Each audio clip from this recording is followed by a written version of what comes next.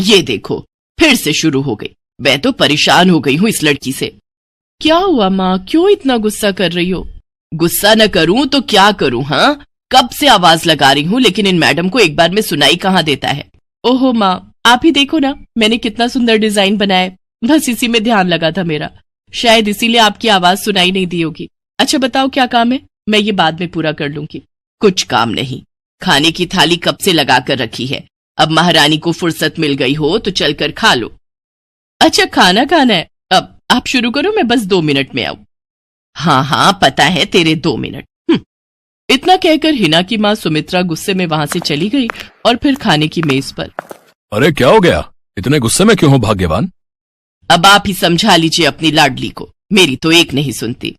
हाँ तो क्या हो गया, तुम पे ही तो गई है। आपको मजाक सूझ रहा है? यहाँ मेरा दिमाग खराब हो रहा है, सारा दिन बस मेहंदी के डिजाइन बनाती रहती है और कोई काम ही नहीं है इसे। इसका मतलब वो सच में तुम पर ही गई है। तुम्हें भी तो मेहंदी लगाने का बड़ा शौक था ना इस उम्र में। हाँ, पर मैं घर का सारा कामकाज निपटाने के बाद ये सब करती थी। अरे ये तो खाना पीना भी छोड़कर बैठी है। सुमित्रा अपने पति सुरेश से हिना की शिकायतें कर ही रही थी कि तभी हिना वहां आ गई। क्या बनाया माँ? खुशबू तो बड़ी अच्छी आ रही है। मिल गई तुझे फुर्सत? हाँ माँ, देखो ना मेरा आज का डिजाइन, पापा देखिए ना कैसा है। सच में डिजाइन तो वाकई बढ़िया बनाया है लाडो। ये लाडो बोल बोल कर आपने ही इसका दिमाग खराब करके रखा है। मेरी जान को कितना काम है पता है, ती जा रही है, मगर ये लड़की मेरी बिल्कुल मदद नहीं करती। ओहो, आज सिर्फ खरी खोटी ही सुनाओगी या कुछ खाना भी मिलेगा भाग्यवान? सुरेश की बात सुनकर सुमित्रा की हंसी निकल गई और उसे हंसता देख सभी लोग हंसने लगे। हिना अपने माता पिता की अकेली संतान थी। हिना को बचपन से ही मेहंदी के नए नए डिजाइन बनाने का बड़ा शौक था। वो कागज पर रोज कुछ न कुछ नया बनाने की कोशिश करती और फिर उसे अपने या अपनी माँ के हाथों पर लगाती। हिना के कॉलेज की पढ़ाई भी अब पूरी हो गई थी, तो अब उसके लिए रिश्ते आने भी शुरू हो गए थे। अरे सुमित्रा कहाँ हो, जल्दी आओ। क्या हुआ जी? जरा इस फोटो को तो देखो, कैसा है लड़का? दिखने में तो बहुत ही बढ़िया है।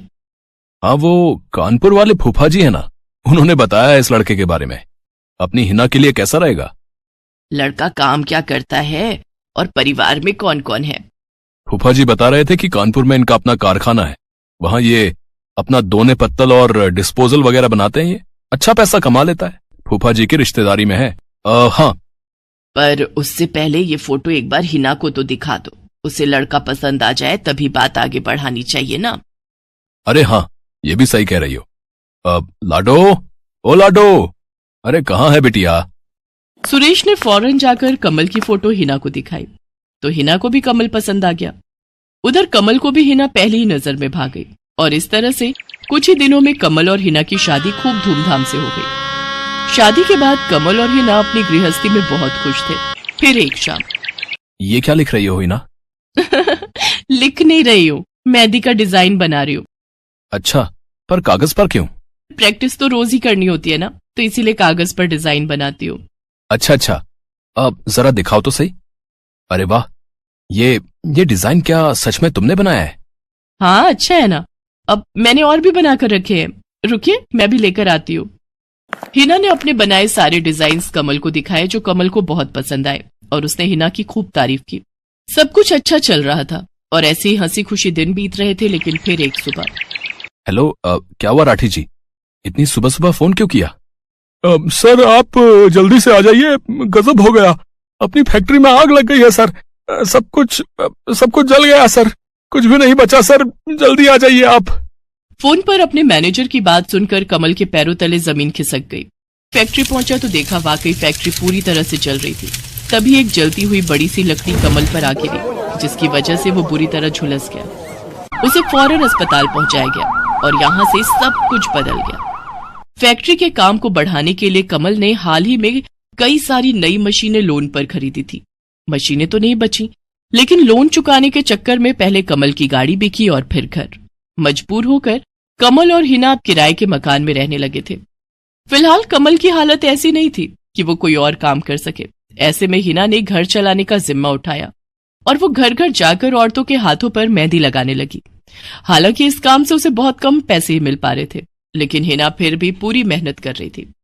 क्या से क्या हो गया ना हिना, मैं किसी काम का नहीं रहा, हम बर्बाद हो गए। मैंने कहा था तुम्हें रानी बनाकर रखूंगा, मगर मेरे रहते हुए भी तुम्हें कितना संघर्ष करना पड़ रहा है। ऐसा क्यों कह रहे हैं आप बिल्कुल चिंता मत कीजिए, देखना धीरे धीरे सब ठीक हो जाएगा। हिना चाहती थी कि वो अपना एक पार्लर खोले, लेकिन फिलहाल ये मुमकिन नहीं था। मेहंदी लगाने का काम भी सीजन पर ही मिल पाता था, तो अब दिक्कत खाने पीने की भी होने लगी। ऐसे में हिना ने एक सेठ के घर मेड का काम करना शुरू कर दिया। और फिर एक दिन, सुन, तुझे कोई मेहंदी वाली पता है क्या? क्यों मैडम? अरे वो तीज आ रही है ना, तो मेहंदी लगवानी थी। आहा, बाहर इतनी गर्मी है, अब ऐसे में कौन बाहर जाए, तो घर पर ही आकर कोई लगा दे तो बढ़िया रहेगा। अब हाँ मैडम, मैं बहुत अच्छी मेहंदी लगाती हूँ, आप मुझसे लगवा लो। ना ना ना, अगर खराब कर दी तो? तीज की पार्टी है मेरे यहाँ, मेहंदी तो बढ़िया ही लगवानी है मुझे। मैडम आप बिल्कुल चिंता मत कीजिए, और रुकिए, मैं अभी आपको कागज पर मेहंदी का डिजाइन बनाकर दिखाती हूँ, फिर आगे आप ही तय करना। इतना कहकर हिना ने फौरन एक कागज लिया और कुछ ही देर में उस पर एक बहुत ही सुंदर मेहंदी का डिजाइन बना दिया। और फिर, अरे वाह, ये तो सच में बहुत सुंदर है, बिल्कुल नया और बहुत ही खूबसूरत डिजाइन है। अब तू ये डिजाइन मेरे हाथ पर भी सेम टू सेम लगा देगी ना? हाँ मैडम, आप मुझ पर विश्वास कीजिए, मैं बचपन से ये करती आई हूँ। उस दिन हिना ने पूरे मन से अपनी मालकिन के दोनों हाथों पर मेहंदी लगाई। हिना ने जो डिजाइन बनाया था वो एकदम नया था और सुंदर भी। फिर अगले दिन, नमस्ते साहब, वो आपको कुछ? हाँ, मैं तुम्हारा ही इंतजार कर रहा था। ये कल शिवानी के हाथों पर तुम ही ने मेहंदी लगाई थी ना? जी साहब, मैंने ही लगाई थी। अब कोई गलती हो गई क्या मुझसे? नहीं, ऐसी कोई बात नहीं है, बस ये जानना था तुमसे कि मेहंदी का वो डिजाइन कहाँ से देखकर लगाया तुमने? कहीं से नहीं साहब, वो तो मैंने खुद से सोचा था, मैं कभी कहीं से देखकर डिजाइन नहीं बनाती। अच्छा, अगर ऐसा है तो जरा ये कागज और जरा इस पर एक मोर की थीम पर बेस्ड एक डिजाइन बनाकर दिखाओ, पर याद रहे डिजाइन बिल्कुल नया होना चाहिए। जी साहब, बस 2 मिनट दीजिए। हिना ने बस कुछ मिनटों के अंदर वो करके दिखा दिया, जिसे देखकर उसका मालिक साहिल मल्होत्रा हैरान रह गया। वाह, सच में कमाल है ये तो। अब तुमने डिजाइनिंग सीखी है क्या कहीं से? नहीं साहब, सीखी तो नहीं, लेकिन मुझे बचपन से ही शौक है मेहंदी लगाने का, तो बस इसीलिए। समझ गया। देखो हिना, तुम्हारा हुनर लाजवाब है और तुम्हें अपने इस हुनर को ऐसे बेकार नहीं जाने देना चाहिए। जी मतलब? तुम्हें पता है ना, मेरी फैक्ट्री में लेडीज कपड़ों के लिए कपड़ा बनता है, लेकिन काफी समय से मैं परेशान हूं, क्योंकि सूट साड़ियों वगैरह के लिए मेरे पास नए डिजाइन्स की कमी पड़ गई है। लेकिन अब लगता है ये कमी नहीं रहेगी। बोलो, बतौर डिजाइनर मेरे लिए काम करोगी तुम? जी साहब, बिल्कुल करूंगी। ये हिना के लिए सपने के सच होने जैसा था। अब वो काम वाली बाई से एक डिजाइनर बन गई। वो साहिल की फैक्ट्री में बनने वाले कपड़ों के लिए हर रोज नए नए डिजाइन्स बनाने लगी, और इसके बाद साहिल के फैक्ट्री में बनने वाले कपड़े की डिमांड काफी बढ़ गई, और इसके चलते हिना को भी उसके काम की बढ़िया सैलरी मिलने लगी। हिना अब अपनी कमाई से न सिर्फ अपना घर खर्च चलाने लगी, बल्कि उसने शहर के बढ़िया डॉक्टर से कमल का इलाज भी कराया, जिससे कमल बहुत जल्दी ठीक हो गया और उसने भी काम करना शुरू कर दिया। पर इस सब में पूरा 1 साल बीत गया और एक बार फिर से तीज का त्योहार आया। देखिए तो कैसी लग रही हूं मैं? बिल्कुल चांद जैसी लग रही हो। हिना ने नई हरे रंग की साड़ी पहनी हुई थी, जो उसने खुद डिजाइन की थी, और वाकई वो उसमें बहुत ही सुंदर लग रही थी। हिना, तुम सच में बहुत बहादुर हो। मैं तो उस हादसे के बाद उठकर खड़ा ही नहीं हो पाता, लेकिन तुमने सब कुछ ठीक कर दिया। तीज का ये त्योहार ही इसलिए है जी, मैं आपको कभी कुछ नहीं होने दूंगी।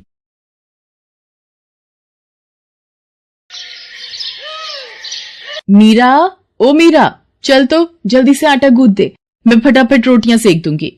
नहीं माँ, मैं नहीं गूंथ पाऊंगी, मैंने मेहंदी लगा ली है हाथ पर। क्या? सुबह सुबह तू फिर मेहंदी लगाकर बैठ गई? बड़ी मक्कार है सच में, काम में मदद ना करनी पड़े इसलिए जब देखो मेहंदी लगाकर बैठ जाती है। चल जल्दी से हाथ धोकर आ मेरे पास, मुझे काम पर जाने के लिए देर हो रही है। माँ बस आज कर लो ना, देखो ना मैंने कितनी मेहनत से कितना सुंदर डिजाइन बनाया है। लेकिन जैसे ही उसकी नजर मीरा के हाथों पर पड़ती है, उसका गुस्सा पल भर में गायब हो जाता है। वो मीरा से कहती है, अरे वाह मीरा, तूने तो बड़ी सुंदर मेहंदी लगाई है। हाँ माँ, वो शांति दीदी ने मुझे एक किताब दी थी कल, उसमें बड़े सुंदर सुंदर डिजाइन बने हैं, बस उसी में से देखकर लगाई है मैंने। सुंदर है ना? हाँ बहुत सुंदर है। अरे लेकिन मुझे तो ओफो, फिर लगा लिया ना तूने बातों में। पहले से ही देर हो रही है, ऊपर से तू भी मेहंदी लगाकर महारानी जैसे बैठ गई है। माँ, तुम इतना परेशान क्यों होती हो? 1-2 घंटे में जब मेरी मेहंदी सूख जाएगी तो मैं घर के सारे काम कर दूंगी। मीरा की बात मानकर कावेरी काम पर चली जाती है। वो एक बड़ी सोसाइटी के घरों में काम करती थी और इसी काम से कावेरी और मीरा का गुजारा चलता था। कावेरी के पति की कई साल पहले एक सड़क हादसे में मौत हो गई थी। तब से कावेरी पर ही सारी जिम्मेदारी थी। मीरा भी घर के कामों में उसका पूरा हाथ बटाती थी। मीरा को मेहंदी लगाना बहुत पसंद था। उसने अपने घर के पीछे मेहंदी के कई सारे पौधे लगा रखे थे, जिनका वो बहुत ख्याल रखती थी। वो अपने हाथों से मेहंदी के पत्तों को पीसकर अपने हाथों में लगाने के लिए तैयार करती थी। फिर एक दिन, मीरा, हमें इस जगह पर थोड़ी मोड़ी खेती कर लेनी चाहिए। ये मेहंदी के पौधों से कुछ कमाई थोड़े ही हो रही है, खेती कर लेंगे तो कुछ पैसे ही बन जाएंगे। नहीं माँ, मेरे मेहंदी के पौधों को हाथ भी मत लगाना। बाजार से मेहंदी खरीदने के तो पैसे हैं नहीं हमारे पास, अब इन्हें तो रहने दो। ये कहते हुए मीरा की आंखों में आंसू थे। कावेरी उसके सिर पर हाथ रखते हुए कहती है, मीरा, मैं जानती हूँ तुझे मेहंदी लगाना बहुत अच्छा लगता है, लेकिन बेटा अपनी हालत तो तुझे पता ही है ना, मैं कितनी मुश्किल से। माँ, सब समझती हूँ मैं, जाओ कर लो जो करना है। इतना कहकर मीरा रोते हुए वहाँ से चली जाती है। कावेरी को उसके लिए बुरा लग रहा था। वो मीरा की मेहंदी के पौधों को कुछ नहीं करती। ऐसे ही कई दिन गुजर जाते हैं। ज्यादा काम करने की वजह से कावेरी की तबीयत खराब रहने लगी। वो बहुत जल्दी जल्दी बीमार पड़ने लगी। तो मीरा ने उससे कहा, माँ, तुम रहने दो, तुम्हें बुखार है, रात भर सोई नहीं हो, मैं चली जाती हूँ काम पर। नहीं मीरा, तू कैसे? ना, नहीं, मैं ठीक हूँ, मैं जाती हूँ। कावेरी जैसे ही उठकर चलने की कोशिश करती है, अचानक उसे चक्कर आ जाता है। मीरा उसे सहारा देकर बिस्तर पर लिटा देती है और उससे कहती है, बस माँ, अब तुम आराम करोगी और काम पर अब से मैं जाऊंगी। कावेरी घर पर रहकर आराम तो कर रही थी, लेकिन वास्तव में उसे अच्छे इलाज की भी जरूरत थी, जिसके लिए पैसे थे नहीं। दूसरी तरफ अब हर रोज मीरा काम पर जाती और लौटकर घर के भी सारे काम उसे ही करने पड़ते थे। इस सब में उसे मेहंदी लगाने का बिल्कुल भी वक्त नहीं मिल पाता था। मीरा, कितने दिन हो गए तूने मेहंदी नहीं लगाई? हाँ माँ, बस मन नहीं कर रहा। अच्छा, मेहंदी लगाने का तेरा मन नहीं? मैं सब जानती हूँ। मैंने बिस्तर पकड़ लिया है और मेरी फूल सी बच्ची पर सारे काम पड़ गए हैं। अब बस बहुत हो गया आराम। मीरा, जा, तू जाकर मेहंदी लगा ले, आज मैं जाऊंगी काम पर। नहीं माँ, तुम कहीं नहीं जाओगी, मैं कर लूंगी सब। और मैं सच बोल रही हूँ, मैं बड़ी हो गई हूँ, ये मेहंदी का मुझे शौक नहीं। इतना कहकर मीरा काम पर जाने के लिए घर से निकल जाती है। कावेरी की आंखों में आंसू आ जाते हैं।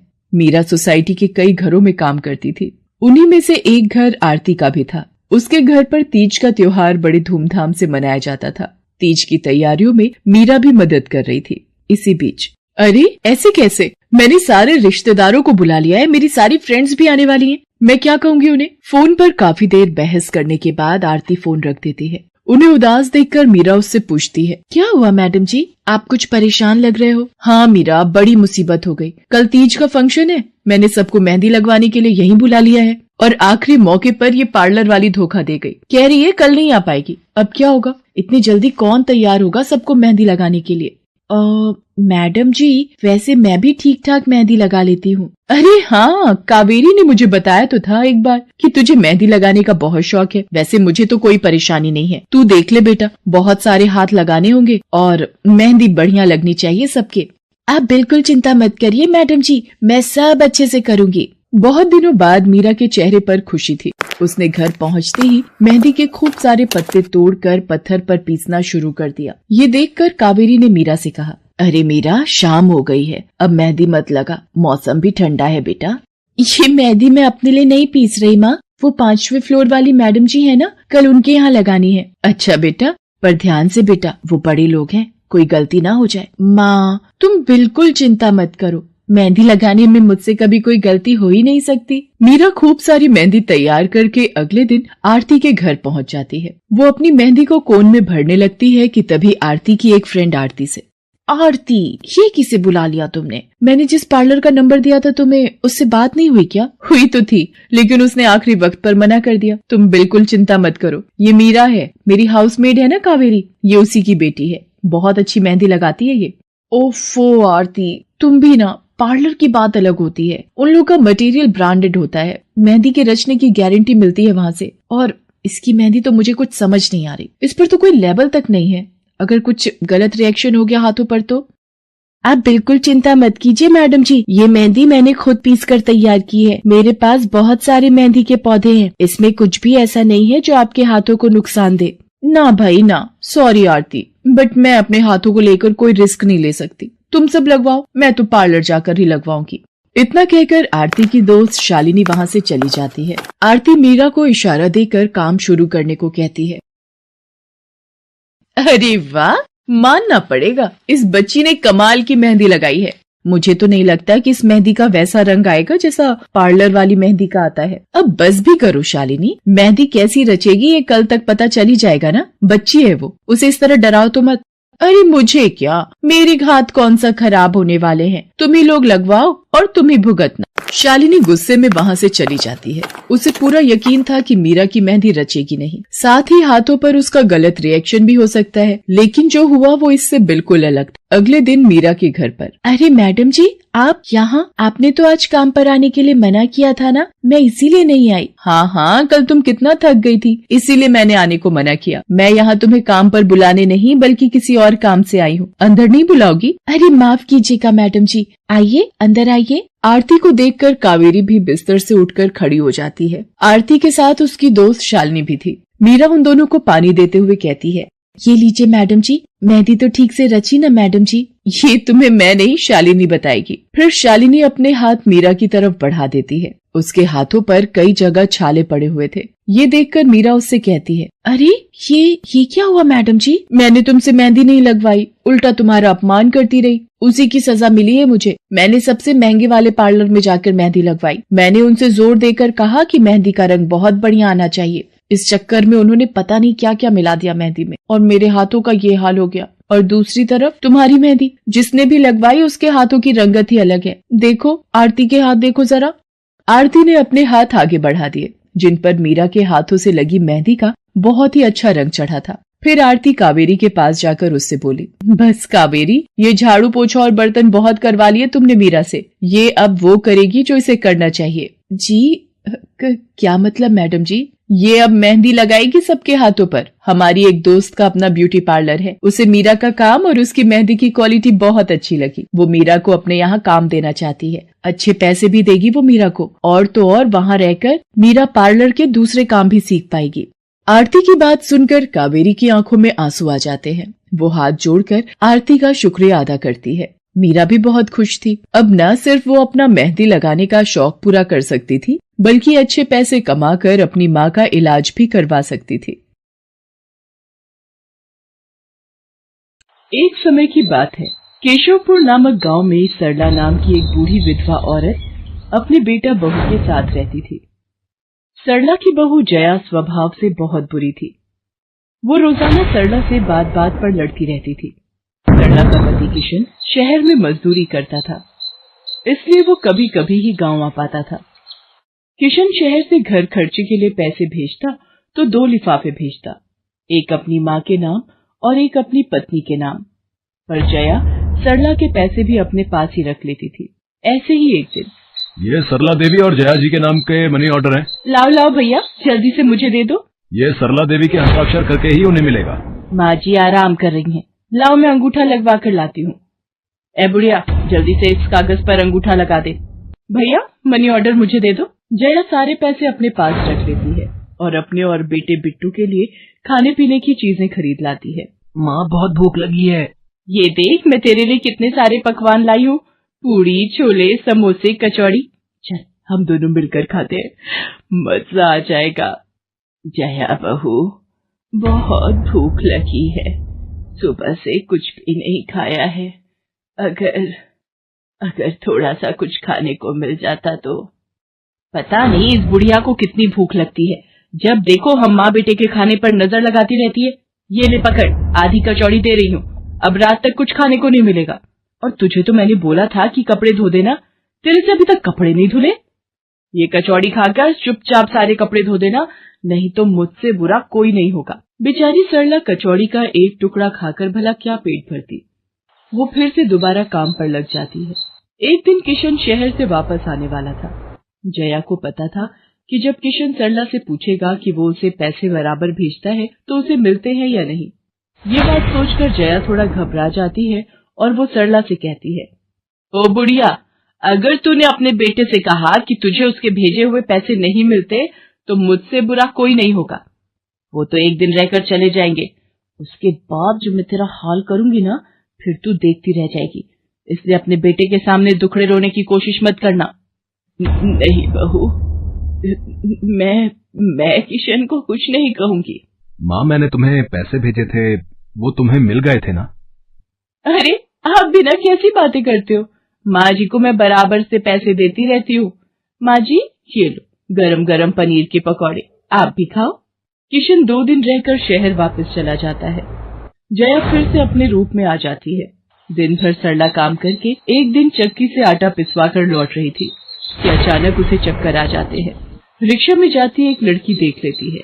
भैया, इन्हें उठाने में मेरी मदद करो, बेचारी पता नहीं कौन है। सुमन, ये तेरे साथ कौन है? ये रास्ते में बेहोश हो गई थी, मैं इन्हें घर ले आई, लगता है इन्हें होश आ गया है। अब कैसा लग रहा है आपको? मैं ठीक हूँ बेटी, तुम्हारा बहुत बहुत शुक्रिया बेटी। माँ जी, आप इतनी भारी आटे की बोरी अकेले ही उठा कर ले जा रही थी, आपके बच्चे या कोई? सरला की आंखों में आंसू आ जाते हैं, वो रो पड़ती है। माँ जी, कोई परेशानी है तो आप हमसे कह सकते हो, मुझे लग रहा है आप बहुत परेशानी में हो। क्या करूं बेटी, मैं इस जीवन से हार गई हूँ। सरला के दुख का घड़ा फूट जाता है और वो सारा दुख सुमन और बाकी लड़कियों को बताती है। अब इस संसार में जीने की कोई इच्छा नहीं है मेरी। माँ जी, ऐसा मत सोचिए, आप जीवन से यूं निराश मत होइए। अब आप अपनी बहू के पास वापस मत जाना, आप यहाँ हमारे साथ रहो। बेटी, तुम बहुत अच्छी हो, भगवान तुम्हारा भला करे। तुम लोग यहाँ गांव में रहती हो क्या? जी माँ जी, हम मेहंदी वाली हैं। हम लोग मेहंदी लगाने का काम करती हैं और आसपास के गांव और शहरों में मेहंदी लगाने जाती हैं। क्या मैं भी ये काम सीख सकती हूँ?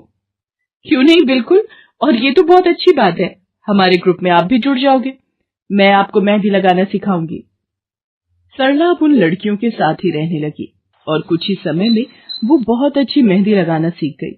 इधर जया सरला के कुछ दिन तक वापस न आने से घबरा जाती है।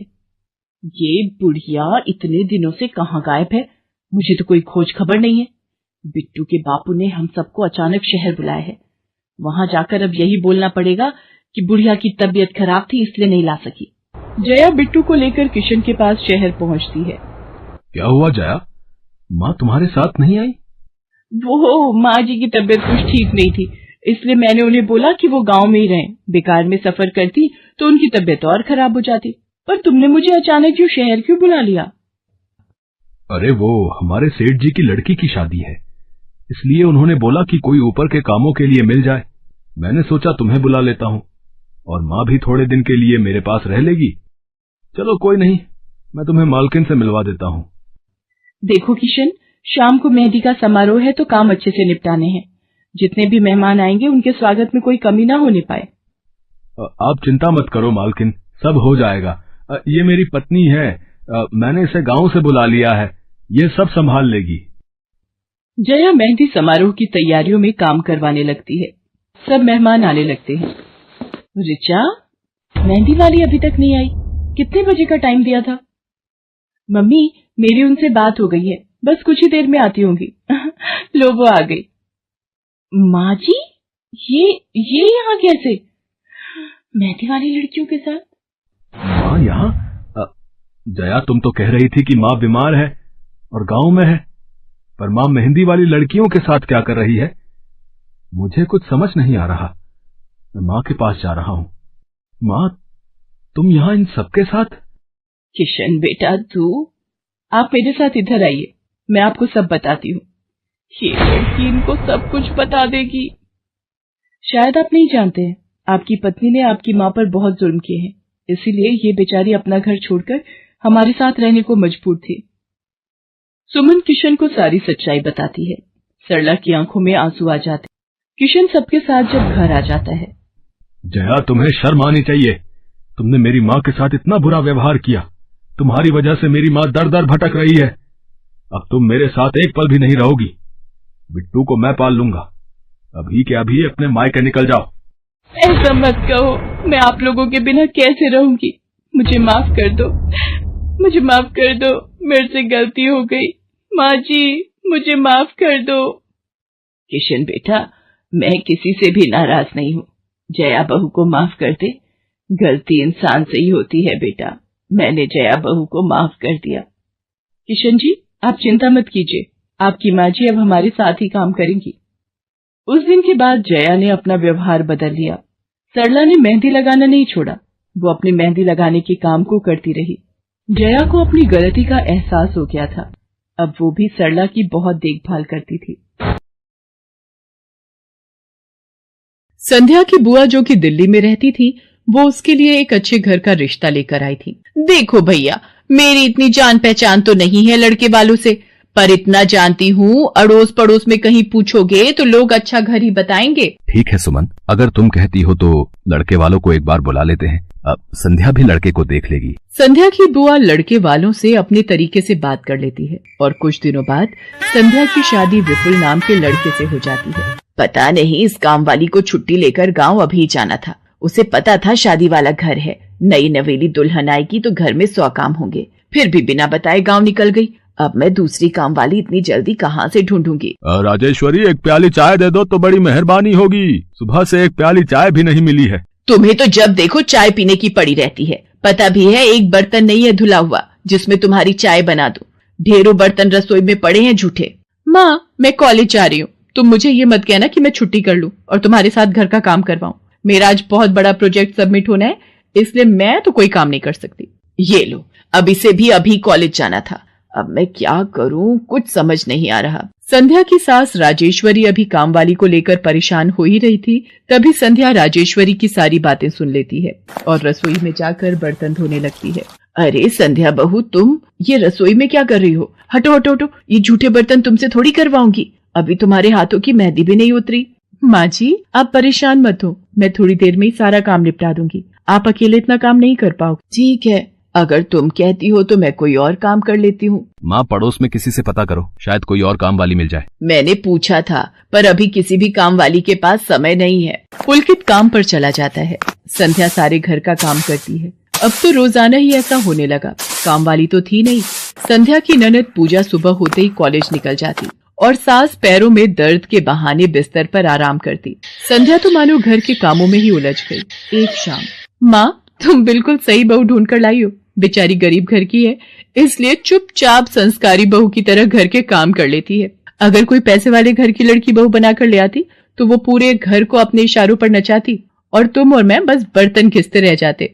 तभी तो मैंने इसकी बुआ को शादी के लिए हाँ कह दिया था। मुझे पता है ये गरीब घर की लड़कियां बड़ी सीधी सादी बहुएं साबित होती हैं। अब काम वाली गांव भाग गई। सोच ये ना होती तो कौन काम करता। राजेश्वरी, तुम दोनों माँ बेटी को तो संध्या बहू का शुक्रगुजार होना चाहिए। बेचारी ने आते से ही पूरा घर संभाल लिया। ऐसे ही दिन बीत रहे थे। संध्या सभी घर वालों की देखभाल का पूरा ध्यान रखती थी। एक दिन, क्या हुआ पुलकित बेटा, तुम इतने परेशान क्यों हो? और आज तुम ऑफिस भी नहीं गए? पापा, मेरी नौकरी छूट गई है। कंपनी घाटे में चल रही थी, इसलिए उन्होंने मेरे जैसे बहुत से वर्कर्स को अचानक निकाल दिया। दिमाग खराब हो रहा है, गाड़ी की किश्त भरनी है, घर का लोन भी पूरा नहीं हुआ है, घर का खर्चा, अब सब कुछ कैसे होगा, कुछ समझ में नहीं आ रहा है। पुलकित बेटा, चिंता मत कर, अब कोई ना कोई रास्ता निकल आएगा। ज्यादा होगा तो कुछ दिनों के लिए मैं कोई काम कर लूंगा। पापा, मेरे होते हुए आप काम नहीं करोगे, मैं कुछ सोचता हूँ। पुलकित दूसरी नौकरी को लेकर परेशान था। उसे कोई काम नहीं मिल रहा था। घर में पैसों की तंगी भी शुरू हो गई। पुलकित ने अपनी गाड़ी बेच दी। घर के लोन को लेकर वो परेशान था। 15,000 रुपए की किश्त उसे भरनी थी। तभी, भैया, मेरे कॉलेज की फीस इस बार बहुत लेट हो गई है। मेरा आखिरी साल है, अगले महीने की 5 तारीख तक 12,000 रुपए फीस के भरने हैं। मैं कुछ इंतजाम करता हूँ। ऐसे खाली हाथ पर हाथ रखकर मैं नहीं बैठ सकती, मुझे कुछ सोचना होगा। पता नहीं, हो सकता है किरण ने बात कर ली होगी, पूछती हूँ। हेलो किरण, मैं संध्या बोल रही हूँ। तूने बात की फिर? पार्लर में जगह खाली है क्या? हाँ, मैंने बात कर ली है। 12,000 रुपए महीना देंगी रविता मैम। बोल, तू हाँ बोलती है तो मैं बात कर लेती हूँ। ठीक है, तू हाँ बोल दे, कम से कम कुछ तो पैसे आ जाएंगे। संध्या पुलकित से पार्लर में मेहंदी लगाने की नौकरी की बात करती है। पहले तो वो मना करता है, पर संध्या उसे समझाती है। पुलकित, मैं जानती हूँ आप परेशानी के दौर से गुजर रहे हो। मैंने आपसे शादी के बाद हर सुख दुख में साथ निभाने का वादा किया था और आप परेशान मत हो, मैं घर और बाहर दोनों का काम एक साथ संभाल लूंगी। ठीक है संध्या, तुम कल से पार्लर में नौकरी के लिए जा सकती हो। अगले दिन से संध्या सारे घर के काम के साथ साथ पार्लर भी जाती और वहां पर पूरा दिन मेहंदी लगाने का काम करती और शाम के वक्त घर आती। संध्या बहुत मेहनत कर रही थी ताकि वो अपने परिवार की मदद कर सके। संध्या बहुत सुंदर मेहंदी लगाती थी। ये बात उसकी सास को तब पता चली जब उसने पार्लर में काम करना शुरू किया। संध्या को पार्लर में काम करते हुए 1 महीना बीत चुका था। पार्लर की मालकिन रविता भी संध्या के मेहंदी लगाने के काम को देखकर बहुत खुश थी। संध्या, तुम सचमुच बहुत मेहनती हो। पिछले 1 महीने में बहुत से क्लाइंट तुम्हारी तारीफ कर रहे हैं और अपनी फैमिली फ्रेंड्स की शादी या सगाई फंक्शन के लिए तुम्हें ही मेहंदी के लिए बुक करना चाहते हैं। और हाँ, ये तुम्हारी सैलरी 12,000 रुपए। बाकी ये तुमने ओवर टाइम भी शादी के सीजन में बहुत किया है, उसके 6,000 रुपए अलग से दे रही हूँ।